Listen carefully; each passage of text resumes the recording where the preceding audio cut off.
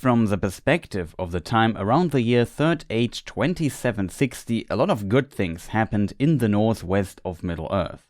For example, Saruman took Isengard for himself, as we explored last video. The long winter ended, Rohan survived and repelled the attack of the Dunelandings, later with the help of Gondor, and the period of famine, the so-called Days of Dearth, in the Shire ended.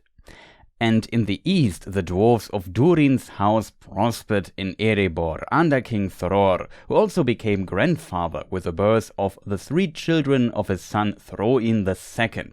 These were Thorin, Oakenshield, Freyrin and Dis, the only female dwarf we know the name of and find her in the family tree in Appendix A. One could expect that now, after all those conflicts and close victories of the free peoples, times would get better, but that was not the case. The evil was still growing until the One Ring will finally be destroyed. This we will discuss today and get closer to the time of the events of the Hobbit book, where Elrond plays a small role as well. I call this video the Prelude to the Hobbit. My name is Chris, aka The Philosopher's Games, and before we start, a few hints. This video is still part of my Who is Elrond video, and we're slowly coming to the end. This video is also perfectly understandable if you have not seen the other parts yet. I try to pronounce names as Tolkien described it, which means there will be trilled R's. Shout outs to the artists who allowed me to use their fantastic artworks like Kimberly80, Sarah Morello, Ted Naismith, Jenny Dolphin, and all the others, and spoiler warning. In the next few years after the long winter ended, 3rd Age 2759, the biggest event concerns the dwarves in Erebor, though they were on a bright path. As mentioned, King Thror's son, Thrain II, had 3 children with Thorin Oakenshield, Freyrin and Dis, and his realm and the region prospered, as for example his neighbors in Dale. But prosperity for the dwarves also meant gold, and all the gold brought unwanted attention to Erebor. And we talked about the evil trend of gold before, when we talked about the ancestors of the people of Rohan and the dragon Shatha. In the book Morgoth's Ring we can read, Morgoth's power was disseminated throughout gold, if nowhere absolute, for he did not create gold, it was nowhere absent. And further, for example, all gold in Middle-earth seems to have had a specially evil trend, but not silver. The power of the first Dark Lord and Sauron's former master Morgoth was almost everywhere imbued into the world itself, with the exception of, for example, the oceans. And so, 3rd Age 2770, the dragon Smaug attacked Erebor, drove all the dwarves out and took it as his own realm. On the pronunciation, I'm not sure, but in an Old English pronunciation, it should be Smaug, 2 syllables. If we interpret it as Old Norse name, I think it would be Smaug. But because the name is just derived from those languages, Smaug is fine as well, I guess. He also attacked Dale, and it was destroyed and deserted over time. From one day to the next, everything changed. From great prospering dwarves to homeless people in a very short amount of time. And this had consequences on the whole region as well. The people living there got poorer and the area became less stable and secure. Unfortunately, a development we maybe can relate to in our current time as well. In Tolkien's world, this was also a time where Sauron's power was slowly rising again in secret. A development that should have concerned the wise like Elrond and Gandalf greatly. But why did Smaug attack Erebor? Besides the story of the Hobbit needing a conflict, the theme of dragons having and living on treasure hoards is very widespread in mythology and fairy tales. In The Hobbit we can also read, later he used to crawl out of the great gate and come by night to Dale and carry away people, especially maidens, to eat, until Dale was ruined and all the people dead or gone. So the idea of dragons carrying away maidens is also present in The Hobbit, and we know Tolkien originally wanted to create mythology for England with some of his early writings. so many ideas he had for The Hobbit and The Lord of the Rings were also inspired by Western mythology, like Beowulf and the Old Norse Volsung saga. And I guess for a mythologic being like a dragon, that makes a lot of sense. As a result, Smaug does like gold and abducts maidens. A dragon is the ultimate obstacle for the hero, and in those mythologies, he is tied to greed as well. The Horde is an easy-to-understand goal for a hero. Tolkien makes masterful use of these ancient archetypes and ideas to create his story of The Hobbit, a story he also wrote with his children in mind, and that was created at a time when the base ideas of The Lord of the Rings did not exist yet and were also not yet connected to that and his Silmarillion-related writings later, even though Tolkien borrowed many ideas and names from his early writings of the Silmarillion already. At the beginning of Who is Elrond, we also talked about that as well. In Tolkien's lore, dragons are also connected to Morgoth, who must have transformed existing beings into dragons, like Glaurung, the father of dragons, and Smaug is most likely in some form a descendant of those, or maybe even one of the surviving dragons. So Morgoth is doing some work, though he was banned from the world and into the void 6,500 years ago. The sources for Smaug's age can be read in many different ways though. Smaug, for example, says in The Hobbit, "I laid low, the warriors of old and their like is not in the world today. Then I was but young and tender." Warriors of old could mean the warriors of the last few hundred years of the First Age, when the dragons first appeared. Tolkien wrote a version, published in The War of the Jewels, of the First Age timeline, the tale of years from around 1951 to 1952, where exactly 2 dragons survive. Quote, "Ancalagon is cast down by Earendil, and all save 2 of the dragons are destroyed." We find 2 dragons surviving and fleeing east after Ancalagon's defeat in a far older text from the 1930s as well though. Then the sun rose of the second day, and the sons of the Valar prevailed, and all the dragons were destroyed, save 2 alone, and they fled into the east. Here the Valar still had children, I assume, and I doubt that the dragon Shatha was invented yet, else one could argue that Tolkien played with the idea that those 2 were Smaug and Shatha. It's possible that the idea for the latter first came up 1939 when he wrote on Lord of the Rings. Another hint we find in The Hobbit, and that most of the plunder was meant to stop there in the town by the shore that in his young days had been called Esgaroth. Hard to tell how old Esgaroth was, but it's in my opinion not from the First Age or early Second Age, though Bilbo saw the rotting piles of a greater town could still be seen along the shores when the water sank in a drought. Though the name Esgaroth is still used for Lake Town during The Hobbit as well, so it can't be that long forgotten. As a result, I tend to argue that Smaug is not 6,500 years old and a younger dragon. There are some parallels to Fafnir and also to Leviathan from the Bible when it comes to inspirations for him. Tolkien, for example, translated some books of the Bible, and there are hints he worked on translating the Book of Job as well. He for sure was very familiar with the text. The boasts of Smaug seem to have some parallels to the descriptions of Leviathan. However, the question could also come up, how did Smaug manage to conquer Erebor alone? The dwarves were not prepared for an attack, and Smaug landed on top of the mountain, burning down the trees. The smoke for sure caused a lot of trouble for the dwarves inside, who rushed out of the front gate, either to extinguish flames or confront what attacked them. But the dragon was waiting for them on top, easily killing all of them. Further, there was also a lot of smoke, steam and fog from the rivers, which fell on Dale and surroundings, So coordination and seeing what was going on was difficult, and the dragon had easy prey, attacking Dale as well.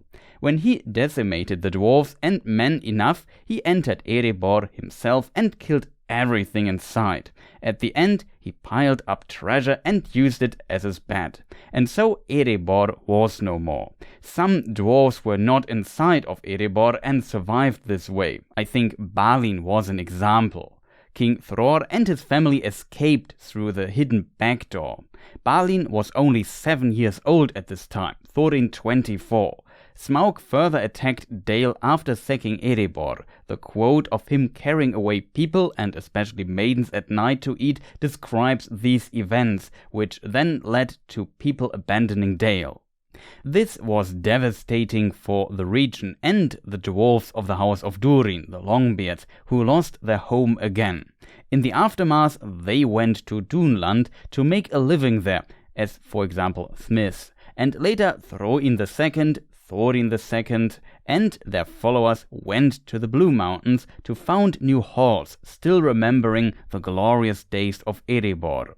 I would argue that Erebor and the surrounding region there was relatively isolated. West of Erebor was the realm of Thranduil. Far to the east, also isolated, the Iron Hills, where also dwarves lived under Gror, brother of Thror and Duin Ironfoot's grandfather.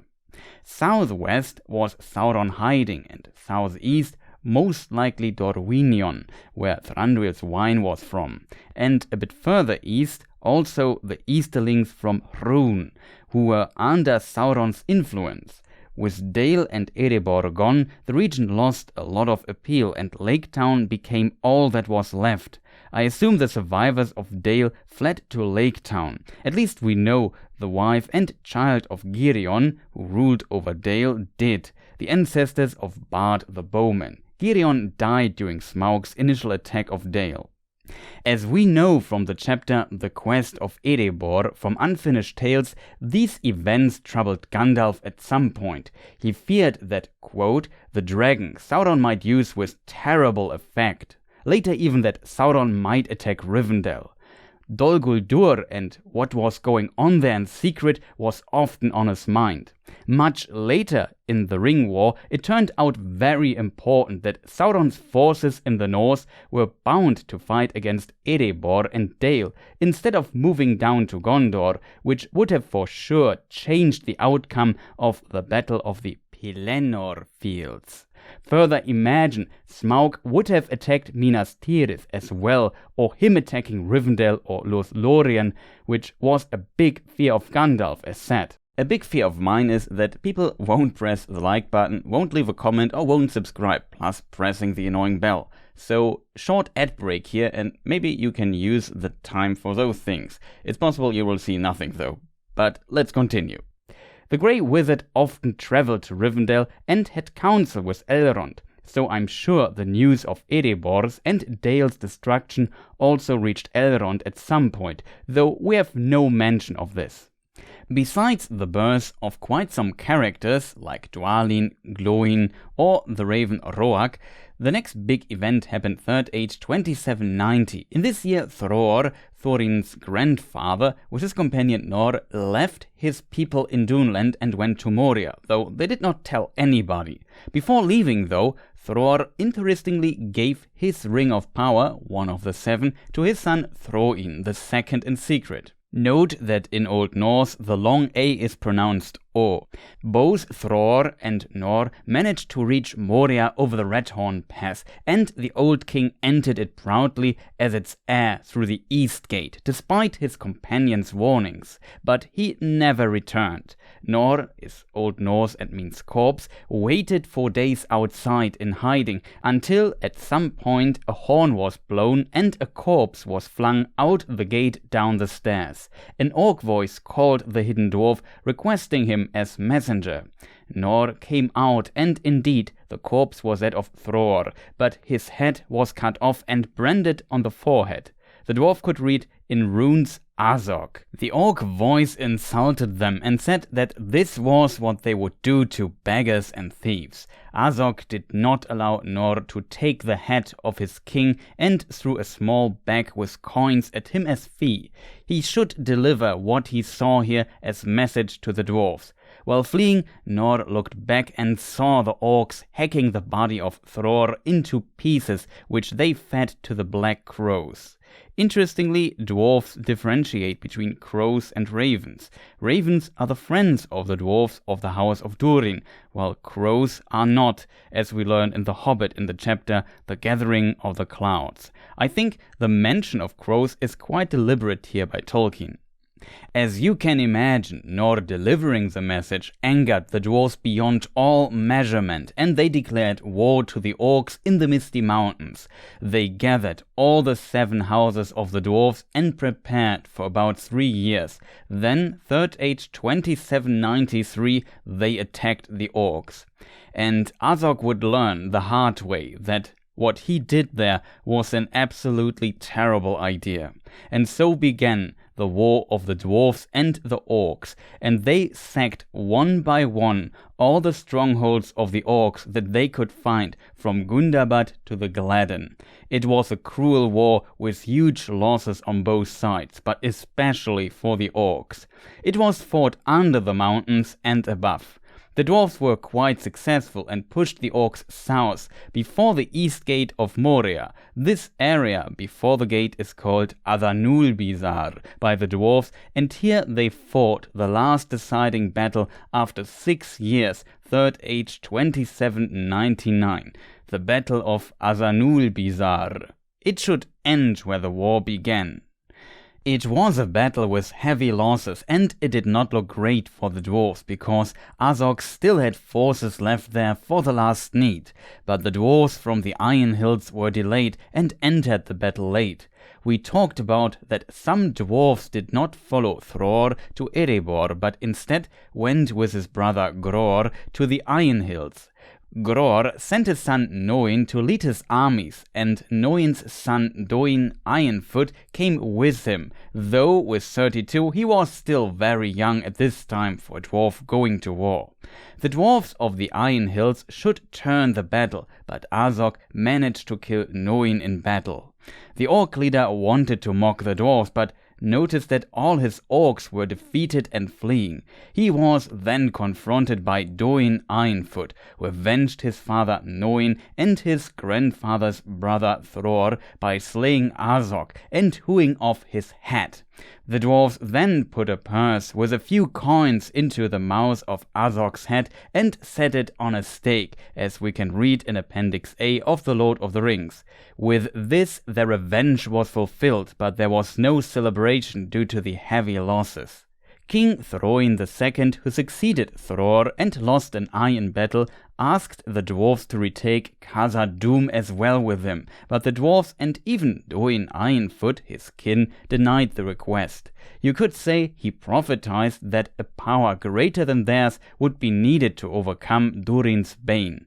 It is also implied that he might have seen something when looking through the east gate into Moria after slaying Azog, who was trying to escape into Moria. The line, "When he came down from the gate, he looked grey in the face as one who has felt great fear," is quite interesting in this context. And so the dwarves prepared to go home in sadness despite their victory. They also stripped all the dead dwarves of their armors and weapons and took them back home, so that nobody, especially not the orcs, could steal them when they were gone. The bodies of their fallen they burned on great pyres, which could be seen from Lorien. They had to fell many trees for those, and the valley remained bare after it. Among the dead were also Thorin Oakenshield's younger brother Frerin, and Balin's and Dwalin's father Fundin. Due to this battle, Thorin also got his name Oakenshield. When during the fight he and his father with their forces were pushed back into the direction of the forest, he had to improvise. In a draft of Appendix A we find in Peoples of Middle-earth we can read, Thorin's shield was cloven, and he cast it away, and hewing with an axe a branch of an oak tree, he held it in his left hand to ward off the strokes of his foes, or to wield as a club. Thus he got his name, or also because in memory of this he bore ever after at his back a shield made of oak wood, without colour or device, and vowed to do so until he was hailed again as king. The detail about this vow was cut from the final version of Appendix A, though the explanation of the branch made it into Lord of the Rings as a footnote. The idea of the oaken shield, or in Old Norse, Eikien Skjaldi, we also find in the Poetic Edda, in the same section where also the other dwarven names except Balin's are derived from. In the Hobbit films, most of the details explained above were changed quite drastically. For example, Azog survives in the films, Thror is killed in the Battle of Azanulbizar, and so on. It must also be noted that burning their dead was grievous to the dwarves because it was their custom to lay them into stone tombs only, but building those would have taken many years. So they were forced to burn their dead. In this year, Third Age 2799, Throin II, Thorin Oakenshield, and, I assume, their people also leave Dunland and move westward to the southern Blue Mountains to settle there and establish new halls. Beyond that, we also find a small note that the 16th Prince of Dol Amros is slain in battle, but neither his name nor any further information are recorded, not even what battle that was. The orcs who survived the Battle of Azanulbizar fled south to the White Mountains and troubled the people of Rohan. Their king Walder was slain in an orc ambush, Third Age 2851. There seems to be a mistake and we have two dates for his death, but the other date, 2861, is not fitting the chronology. His son would later destroy the last orc hold in Rohan. Still, the orc population in the Misty Mountains was for sure massively decimated. Elrond and the people living around the Misty Mountains for sure appreciated having fewer orcs there, though the people of Rohan suffered a bit from it. This potentially also weakened the position of Dol Guldur, which was still on Gandalf's mind. But let us jump back 10 years to Third Age 2841. Throin II, his family and people, for example Balin and Glóin, lived for some time in the Blue Mountains, but at some point the idea of visiting Erebor became stronger in Throin. When his father gave him the Ring of Power, he said to his son that it needs gold to breed gold, and currently they had not much of that and their works were mostly of iron. Tolkien phrases it carefully, but the ring might have partially increased Throin's lust for gold. Over time, he became restless and only told few companions about his plan, like Balin and Dwalin and some others. He did not tell his son Thorin, though, where he would go. Very similar to Throin's father Thror, which might indicate why he also went almost alone. I assume deep in their hearts they knew it was a terrible idea, but they could not resist. On their way to Erebor, the shadow of Sauron followed them, and they were pursued and waylaid by orcs and wolves. At some point, Third Age 2845, they had to camp in Mirkwood, where Throin II vanished from the camp. His companions searched for days, but could not find him. The poor dwarf was captured by Sauron's servants and brought to the dungeons of Dol Guldur, which also lies in Mirkwood. There he was tormented, and his ring was taken by Sauron. His companions returned saddened to the Blue Mountains and told Thorin what happened, and that he now would be the king of the Longbeards, the House of Durin. He had no ring though, and as a result, he was patient and stayed long in Eriador. I almost said, and Throin was never seen again, but that is not true. One person saw him before his death. Third Age 2850, Gandalf entered Dol Guldur again. In the chapter The Quest of Erebor in Unfinished Tales, we find the note that he entered in disguise, so I assume Gandalf made sure that he was not noticed entering this dark place. And here Gandalf saw something that would change everything. He learned that Sauron was present in Dol Guldur, not just a ringwraith. Further, he found a poor dwarf in the dungeons who was close to death and could not even remember his own name anymore. Gandalf did not know who he was. The dwarf was quite confused, but he had a map of Erebor and a key, then gave those to Gandalf and said, according to unfinished tales, "For my son." After that he died and Gandalf escaped again from Dol Guldur, keeping the map and key always with him. But on the wizard's mind was far more Dol Guldur and Sauron and what could happen. His hope was the White Council and a coordinated attack. So the White Council met 3rd Age 2851 in Rivendell. Elrond was of course a member of the council as well. Further, Gandalf feared Sauron attacking Rivendell at some point, as mentioned, maybe with the help of Smaug. So the Grey Wizard urged the council to act, but Saruman, who in secret desired the One Ring for himself and was already searching for it near the Gladden Fields, managed to convince the council otherwise and not be hasty in this matter. He argued that the One Ring was washed into the sea and is lost forever, which he also repeated next council according to the chapter The Council of Elrond in Lord of the Rings. As a result, the White Council did not attack Dol Guldur, which worried Gandalf greatly. Saruman did of course not want that the council would become active in that area. He has studied the lore of the Rings of Power greatly and found out where to look for it, and the others trusted him. He wanted to search in secret without anybody finding out and without being disturbed in his efforts. Further, he suspected that with Sauron's growing power, the One Ring would reveal itself at some point, and he would be right there to just pick it up. But an attack might prevent this from happening. As we can read in the unfinished tales as well, he found at some point even the remains of Isildur, the chain of the One Ring, and even the lost Elendilmir, which for sure fueled his hope to find the One Ring soon as well. It's not stated when he found those things though. In Unfinished Tales in the chapter The Hunt for the Ring, we find some interesting details of the last council, but as always, how canon those are can be debated, and Christopher Tolkien commented that there were also multiple versions of these details. Here we learn that the council was held in Rivendell and that Gandalf smoked his pipeweed with halfling's leaf during the council, which happened here for the first time. We discussed the Long Winter, 3rd Age 2758 to 59 in the previous part, and it seems he learned about the hobbits at some point before that.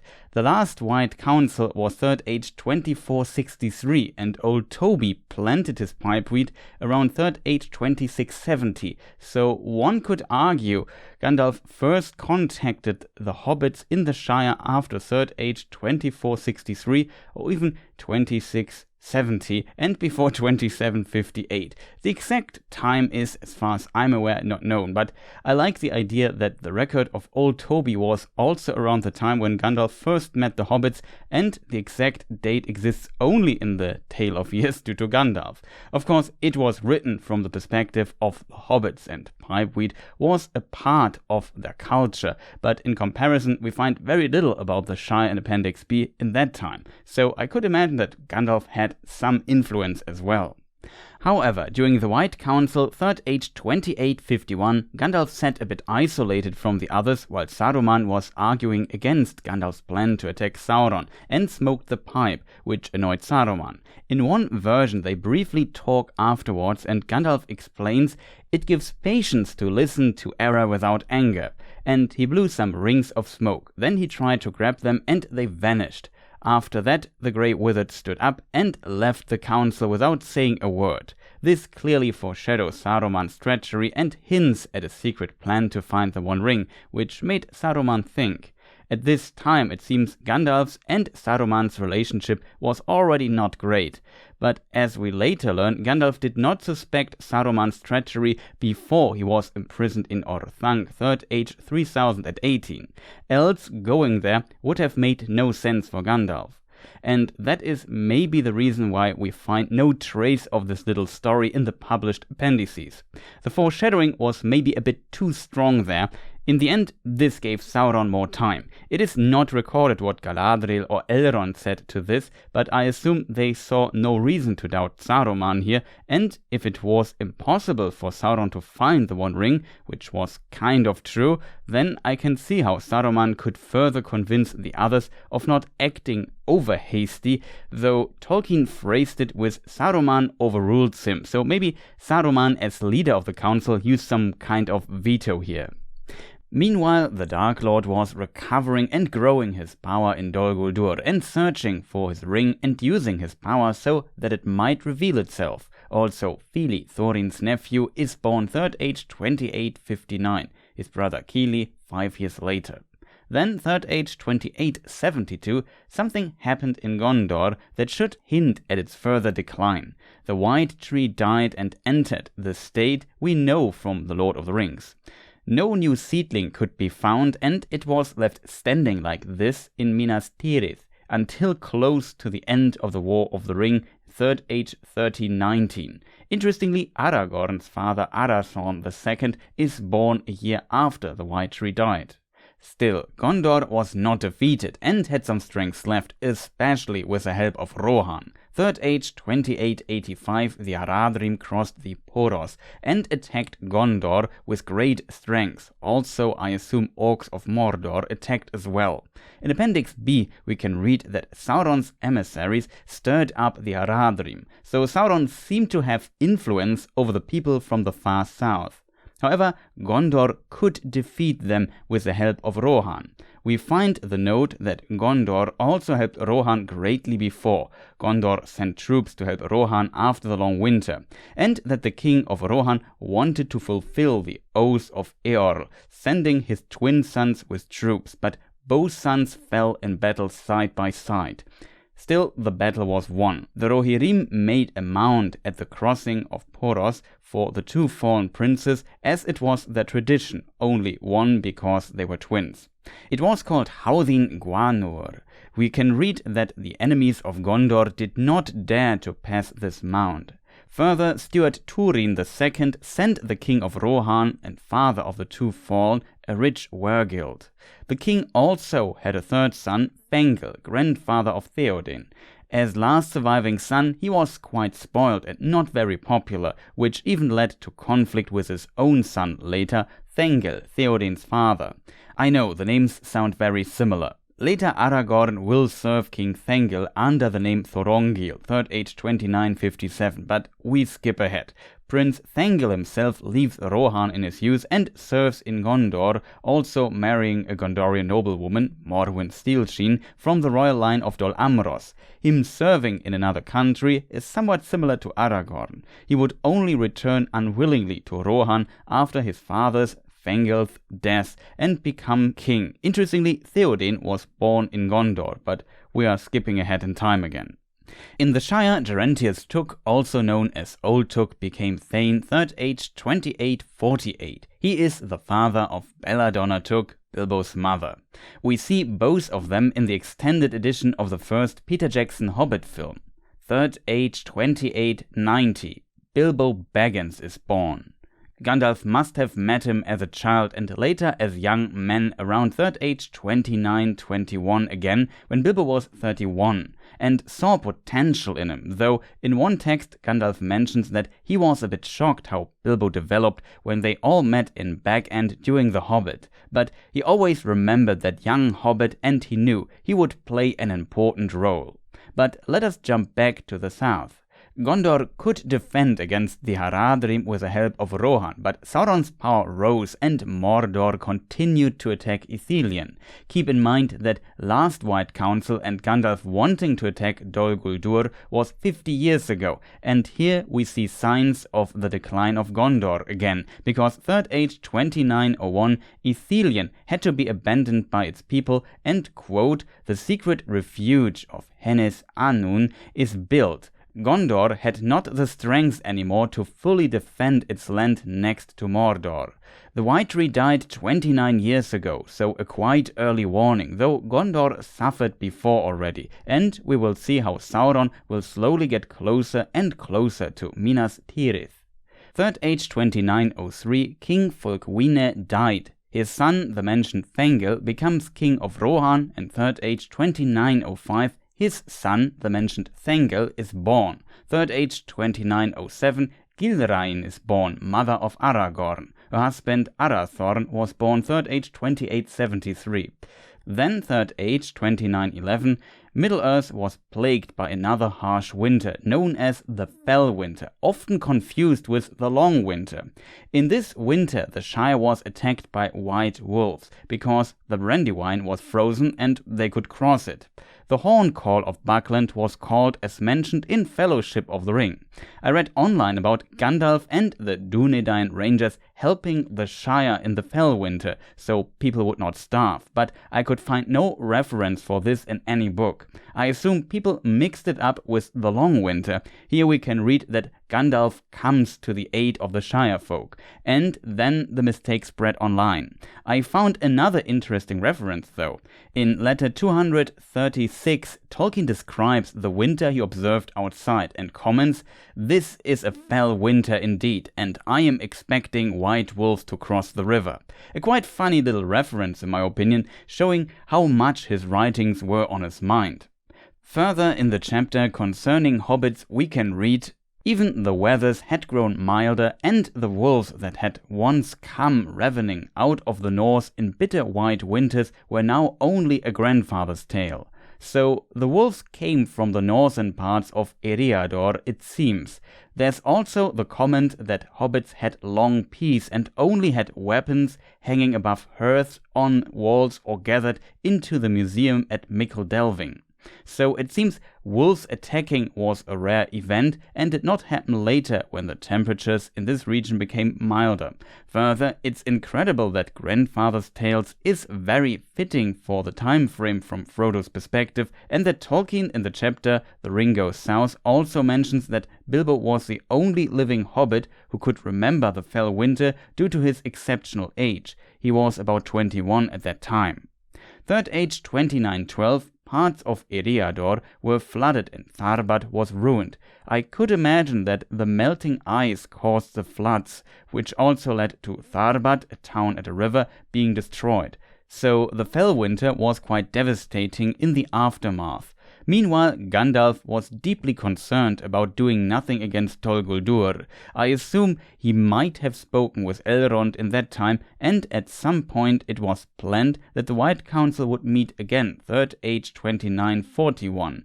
In the chapter The Quest of Erebor, it says in August. 3rd Age 2920, Old Took died. About a year later, as mentioned, Gandalf must have been in the Shire and met Bilbo there, before he turned 33.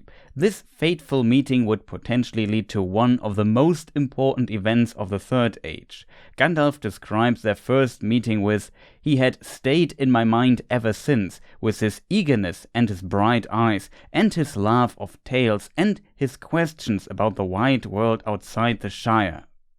3rd Age 2929, Gilrain and Arathorn II marry. Gilrain was just 21 and Arathorn 56, but keep in mind that the chieftains of the Dúnedain had usually long lifespans. This was different for Arathorn though. Gilrain's parents, also her father, was related to a side branch of Isildur's line, and in peoples of Middle-earth this seems to be also true for her mother, had the gift of foresight, and they knew that Arathorn II would be short-lived. Also Gilrain and Aragorn had this gift. Her father was, as a result, against their marriage. Another reason was that Gilrain was too young to marry yet for noble Dúnedain customs. It was, however, Gilrain's mother who could see further and saw Aragorn as heir, convincing her husband to allow the marriage. And so they married and had one child, born 3rd Age 2931, which was Aragorn II. I personally imagine it like that all of them could only foresee a small part of the future, and they had to discuss this and piece their foresights together and then make a decision, but that is just my headcanon. In a way it adds a strange kind of fairness to this fate. Gilrain and her mother knew to some degree that Aragorn would play an important role for their people, but she also knew the price would be losing her husband early. She at least could make this choice, though it might be a tough fate for her. Third Age 2930, Arathorn's father Arador, as we can read in Appendix A, was taken by hill trolls and slain in the cold fells north of Rivendell when he was 110 years old, and his son became the next chieftain of the Dúnedain. Denethor II is also born in this year. Arathorn II must have had a good relationship with Rivendell as well. As we learned in the previous parts, the young heirs of Isildur's line grew up in Rivendell, and we can even read that Arathorn II rode out with the sons of Elrond, Eladan and Elrohir, like Aragorn later. As said, Third Age 2931, Aragorn II was born, and when Aragorn was 2 years old, Third Age 2933, Arathorn went riding against orcs with the sons of Elrond, and here the prophecy turned out to be true. He was shot by an orc arrow which hit his eye, and he died in battle at the age of only 60 years. Gilrain and her parents knew this would happen, but to give the Dúnedain hope with a powerful heir, she accepted this fate. And so she moved with her son to Rivendell, where Aragorn would grow up. We can read, and Elrond took the place of his father and came to love him as a son of his own. Elrond himself also lost his parents when he was young, as we discussed in the part about the First Age. Maglor became his foster father, and now, close to the end of the Third Age, he would become foster father of Aragorn. He had the gift of foresight as well, and maybe could see that there is a lot of potential, but I also think Elrond was wise and had compassion, knowing how it was to grow up without his parents. Of course, besides this, a lot of young heirs of Isildur grew up in Rivendell over the millennia. And as we know, the fate of Aragorn and Elrond are intertwined in a very dramatic way. They also expected that the enemy would try to find the last heir of Isildur, and so they gave Aragorn the name Estel, which means high hope, and did not reveal to him who he truly was until he was an adult, so that his true identity would remain secret. Estel is also a philosophical concept of the elves tied to the belief in the forces of good in the world and its creator Eru. It's not a fingers crossed kind of hope. In the meantime, around the Gladden Fields, Saruman is still searching the One Ring. Third Age 2939, he noticed that Sauron's servants are searching there as well. He was alarmed but did not tell the council, as we can read in Appendix B. He also concluded that Sauron must have learned about Isildur's fate. How is hard to tell. Maybe spies? Around Third Age 2941, maybe even earlier, Gandalf is on his way to Bree, maybe to visit the Shire. According to Appendix A, a dwarf suddenly approached him. It was Thorin Oakenshield asking for advice.